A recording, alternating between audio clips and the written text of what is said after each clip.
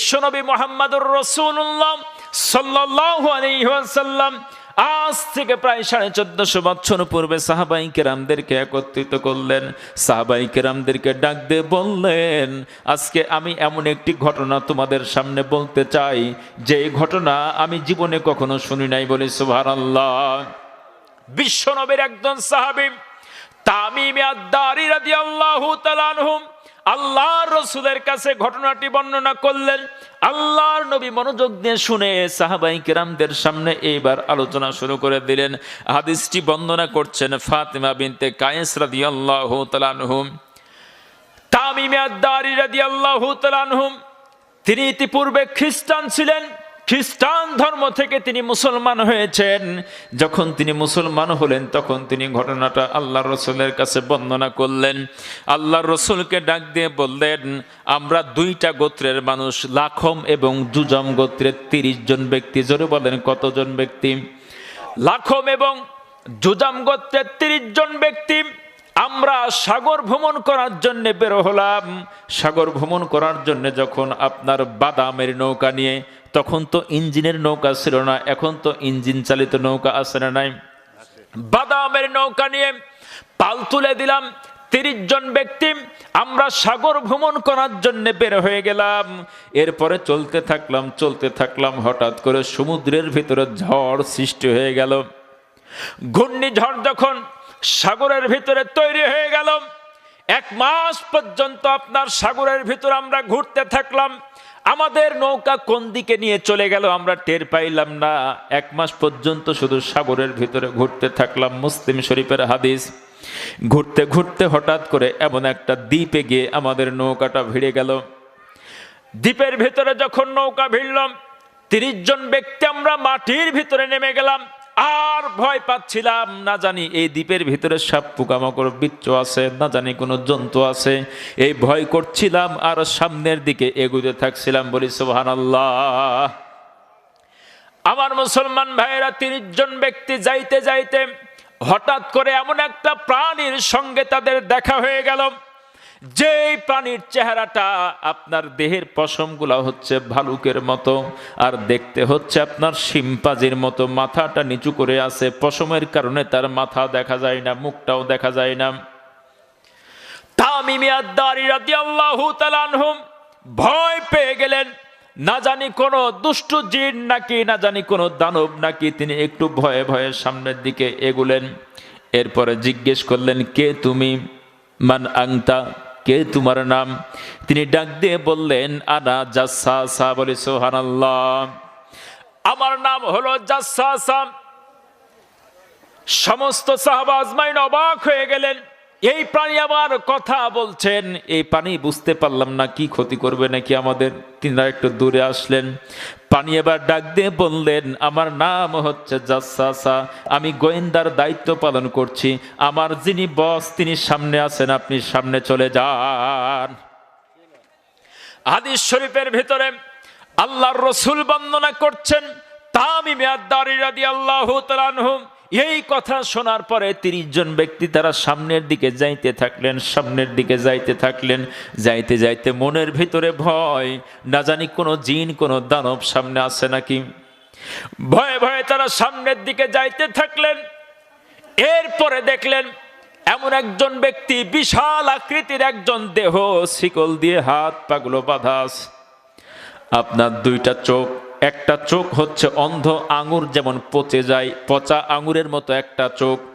আর কপালের ভিতরে লেখা আছে কাফার। বলি সুবহানাল্লাহ, কাফের। বিশ্বনবী ডাক দিয়ে বলছেন, দাজ্জালের একটা চোখ হবে অন্ধ, এক চোখ দিয়ে তিনি দেখবেন, আর দাজ্জালের কপালের ভিতরে লেখা থাকবে কাফের। দেখলেই তোমরা চিনতে পারবে। আমার মুসলমান ভাইরা, তামিম আদ-দারি রাদিয়াল্লাহু তাআলা আনহু তখন ছিলেন খ্রিস্টান। তখন তিনি দাজ্জাল সম্পর্কে জানতেন না। সাগরের ভিতরে তিনি প্রবেশ করেন। ওই দ্বীপের ভিতরে তিনি যখন ঢুকলেন, ওই জায়গার ভিতরে তাকায় দেখলেন এইভাবে শিকল দিয়ে তাকে বেঁধে রাখা হয়েছে।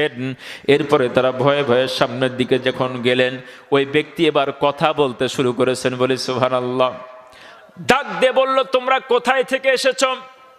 তামিম আদ-দারি রাদিয়াল্লাহু তাআলা আনহু ডাক দিয়ে বললেন, আমরা আরব থেকে আগমন করেছি। এরপরে ২ নাম্বার প্রশ্ন করলেন, বর্তমান আরবের যে বাইসান নামক একটা খেজুর বাগান আছে, সে বাইসানের খেজুর বাগানের কি অবস্থা? তামিম আদ-দারি রাদিয়াল্লাহু তাআলা আনহু তিনি অবাক হয়ে গেলেন।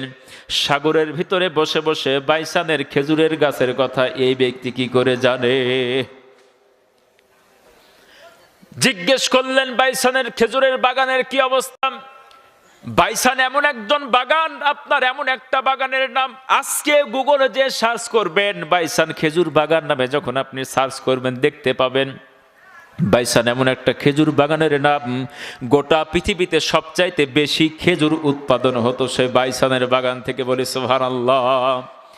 তামিম আদ-দারি রাদিয়াল্লাহু তাআলা আনহু ডাক দিয়ে বললেন, বর্তমান সময়তে পৃথিবীর সবচাইতে বড় খেজুরের বাগানের নাম হচ্ছে বাইসান, আর সবচাইতে বেশি খেজুর উৎপন্ন হয় সে বাইসানের খেজুর বাগান থেকে। বলি সুবহানাল্লাহ।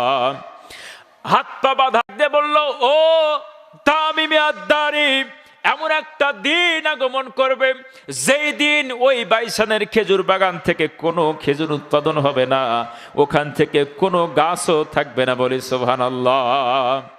আজকে গুগলে সার্চ দিয়ে দেখবেন বাইসান খেজুর বাগান, বর্তমান সময়তে ওই বাইসানের খেজুর বাগানে আর খেজুর হয় না।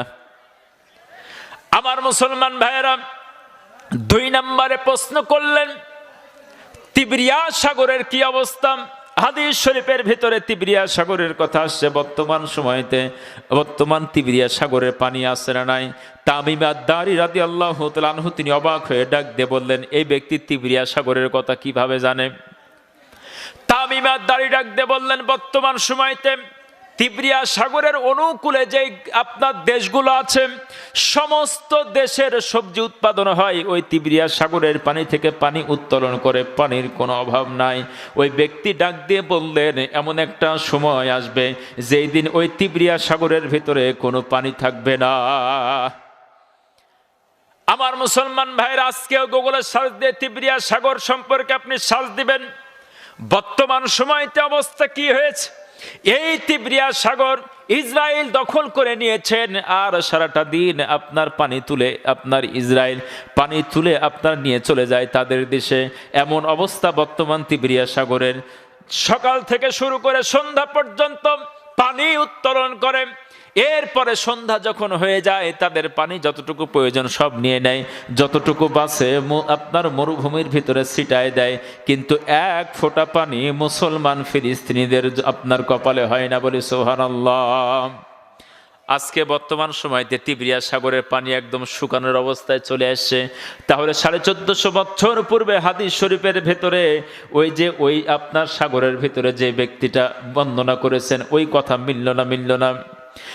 এরপরে জিজ্ঞেস করলেন, তামিম আদ-দারি রাদিয়াল্লাহু তাআলা আনহুকে শিকল দিয়ে হাতটা বাঁধা ব্যক্তি ডাক দিয়ে বললেন, জুগার নামে যে ঝর্ণাটি আছে, যে কূপটি আছে, বর্তমান সময়তে জুগারের যে ঝর্ণার বর্তমান অবস্থা কি? তামিম আদ-দারি অবাক হয়ে যাচ্ছেন।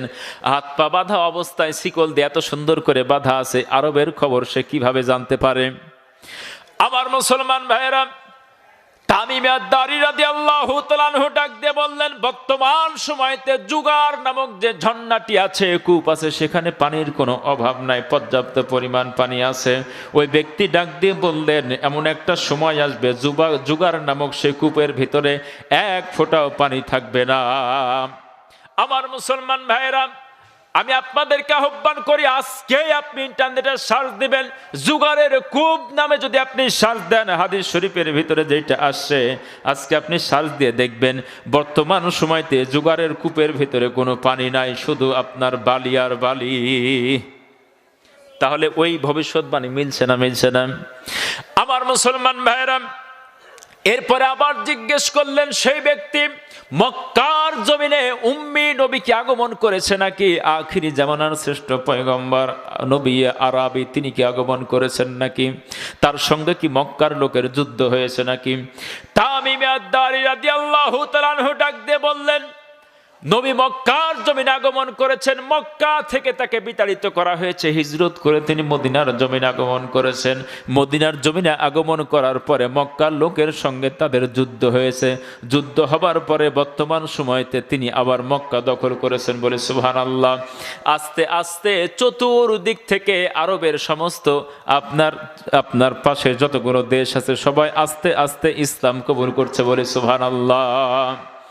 হাত পা বাঁধা অবস্থায় যে ব্যক্তি তামিমে আদ-দারি রাদিয়াল্লাহু তাআলা আনহুকে ডাক দিয়ে বললেন, যদি তোমরা কল্যাণ পাইতে চাও, মুক্তি পাইতে চাও, তাহলে আরবের নবীকে তোমরা অনুসরণ করো বলে সুবহানাল্লাহ। এবার তোমরা আমার পরিচয়টা শুনে নাও, আমি হচ্ছি মাসিহুদ দাজ্জাল বলে আল্লাহু আকবার। আমি খুব তাড়াতাড়ি পৃথিবীতে আগমন করব, আমি আর বেশি দেরি করব না, খুব তাড়াতাড়ি পৃথিবীতে আগমন করব। আমি যখন পৃথিবীতে আগমন করব 40 দিন থাকবো। জোরে বলেন কয়দিন? 40 দিন পৃথিবীতে থাকব। 40 দিনের ভিতরে একটা দিন হবে 1 বছরের সমান লম্বা বলি সুবহানাল্লাহ। একটা দিন হবে 1 বছরের সমান। সাহাবা আজমাইন ডাক দিয়ে বললেন, এত বড় লম্বা যদি দিন হয়, আমরা নামাজের ওয়াক্ত বুঝবো কি করে, নামাজ পড়বো কিভাবে করে?